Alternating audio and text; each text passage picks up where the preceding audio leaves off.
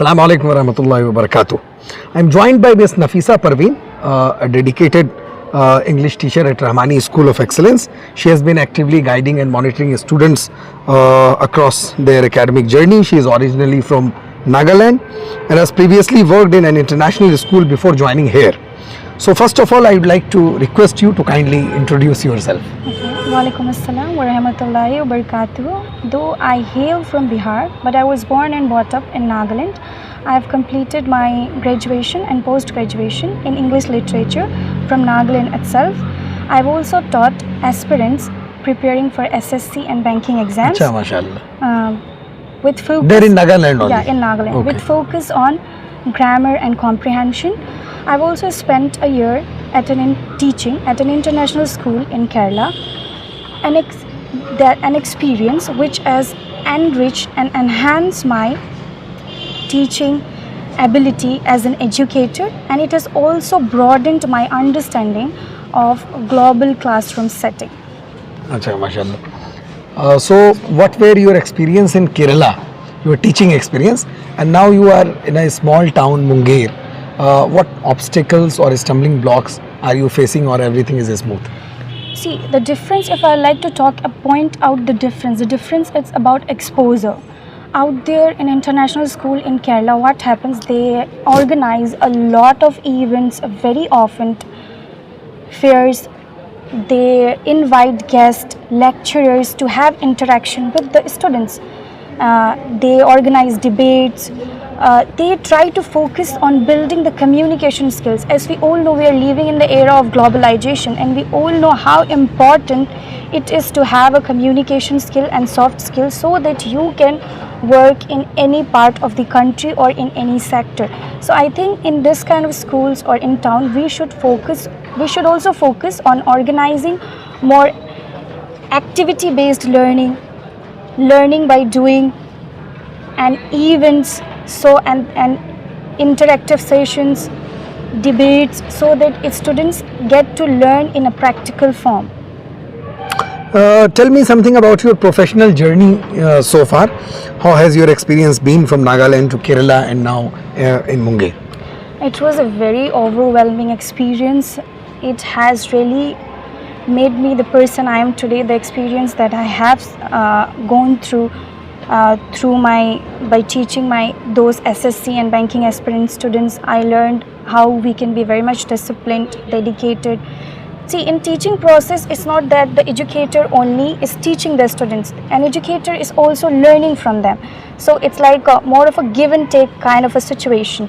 And in Kerala, I learned about different classroom settings. They were doing a lot of seminars, activity-based learning, teacher development programs. We were talking about NCF, the new education policy, all this kind of things. So I think all this kind of activities and experience together have made me the person I am today. Achha, mashallah. Any of the memory which you can't forget ever during your academic journey or during your professional career? Any of the experience you want to share? That I'll share a recent experience that when I was leaving from Kerala, it was like not only the students were literally into tears, and they're like, ma'am, please don't go. I have to lie them that I'll be coming next year, don't worry. And apart from that, some of the parents, I've built such a great connection with them that one of the parents, she literally prayed tahajjud so that I don't leave Kerala. Achha, I don't leave the school, because she wants her daughter and son to get my guidance in their initial journeys. But then for certain circumstances, I have to leave. This is undoubtedly an unforgettable thing. Yeah, that's because right. If a student along with the parents does not want to leave you and misses you this much, it means you won their heart. See, as an educator, I'd like to point out one more thing. Today in teaching setting, what I see is teachers only focusing on the book. They just want to complete the syllabus, not focusing whether the students are grabbing the thing or not, their development, how much they have developed in this week, this month. And also one more thing, we should focus on inculcating empathy in students. Because see, An illiterate and a literate person, we can differentiate by their behavior, by their empathy, by the way they treat people. So we should also focus on personality development. What ideas you have for the development and for the progress of this school? Of course, I have a very wider planning and broad planning. For that, I need the support of the management, the teachers. A teacher alone cannot do it. A school is a system. We have to, and I'm planning to inculcate initially many reading programs, vocabulary learning. When I initially started here, I learned that when I was communicating in English, student could not understand, despite the school being an English medium school. Yeah. They were unable to understand or grab what I was teaching. So we must inculcate reading habits in them, vocabulary learning, communication programs, interactive sessions. This kind of programs, if we inculcate and do it very often, these are my plans. So I feel like I'll try to inculcate all this.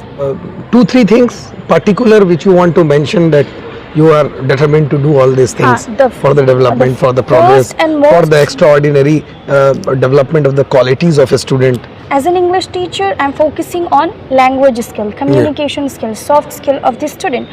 So what happens, I want to inculcate a habit of reading in them, because reading is the way they learn. They learn to be disciplined. And the second one is vocabulary building. What happens here, even if the students want to speak in English, they don't have words, they don't have vocabulary particularly from that subject. So not only the vocabulary from the English subject, but vocabulary from SST, science, from each of the subject, we have to start a vocabulary building program. This is the second one. Okay. And third and the most important program is that from the pre-primary section, we focus on developing their language, because what happens, the young minds, they grab language very easily. So we should hire teachers who are very good in language, who has a good grip in the language. So in the early stages, they learn the language, and when they come to the secondary section, they learn the concept and they don't have to focus on the language.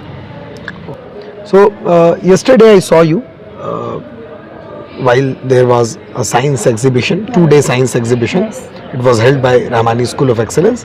Day before yesterday was for junior classes, and yesterday it was for senior classes. Both day Hazrat Amir-e-Shariat himself came and visited and just appreciated students and all. He was also the part of that active team who just helped this school organize this science exhibition successfully.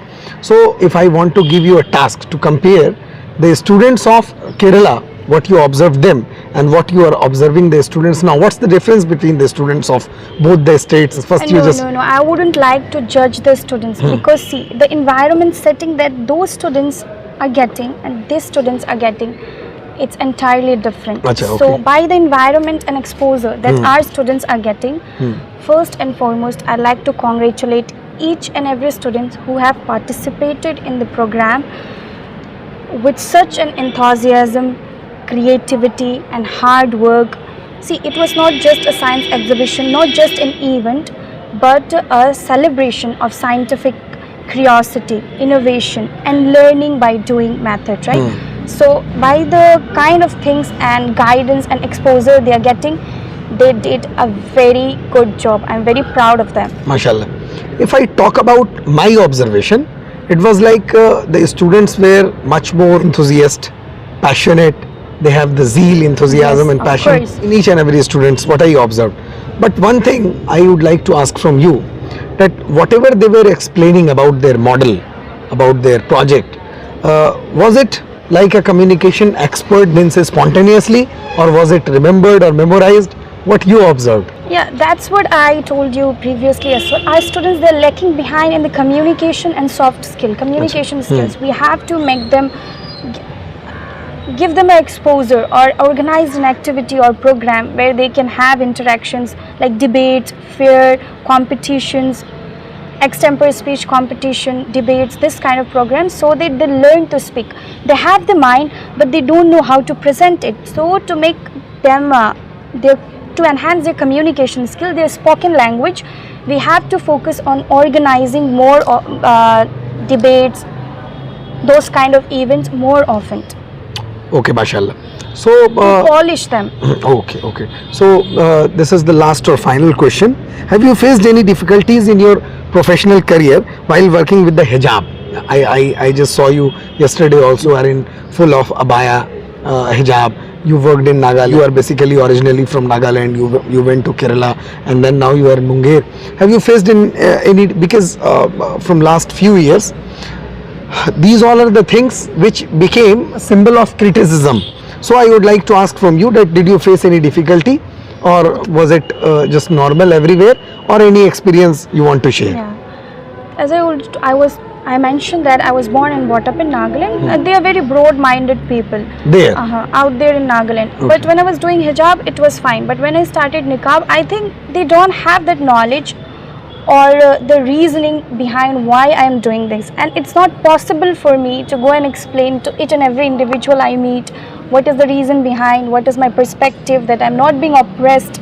They think that I'm being oppressed and forced to do Forced this. to just wear niqab or So hijab. this was the main reason why I switched, because I was working. I, as an English language professional teacher, I have an ample amount of opportunities in Nagaland as well. But to get, I went to Nagaland. I switched to Kerala because of this only. It's an Islamic setting where I There worked. in Kerala. Yeah. Okay. Yes, where I worked previously. So I wanted that comfort kind of a place where I can do it with more comfort and dignity, and also a kind of a setting which aligns with my value. And this is also the second reason why I joined Munger, that it is allowing me to, it's kind of a Islamic setting, so I can do my parda or maintain it with a dignity and comfort. And I'll also mention that why I joined Munger and not working in Nagaland is that I already mentioned that I was born and brought up in Nagaland, but my roots are from Bihar. So I want to contribute to the educational development in my hometown. I want to see them grow, because I've seen what happened. People in North, they have the ideas, they have everything, but the main thing is they are unable to present it. The communication skill, they are lacking behind how to present it, the confidence. They can't interact properly, right? So this is the main reason why I came here. I want to contribute whatever knowledge I have and guide the people in my hometown. So, as I told you that this may be the last question, but this is the last question going to be. You are now in Munger. Munger is a small town. We know well. I know well. I am basically from Munger. Earlier, Nagaland or Kerala, I think both of the states are developed in compared to Bihar. Is Munger giving you a favorable condition to just survive, to live, or are you feeling any stumbling block, or are you just enjoying your work? I'll be very honest here. It's been 2 months that I came here, but I didn't explore much of the places, so Achha. I can't give my review. So you are just inside the enjoying your campus. work. Yeah, That's I'm it. in the campus. You are limited with the Yeah. campus, with the work. Yeah. Okay. So enjoying your work. Yeah, Alhamdulillah. Alhamdulillah. MashaAllah. Congratulations for your academic excellence, for your journey so far, and inshallah, nice talking to you. Jazakumullah khair. Shukran jazilan.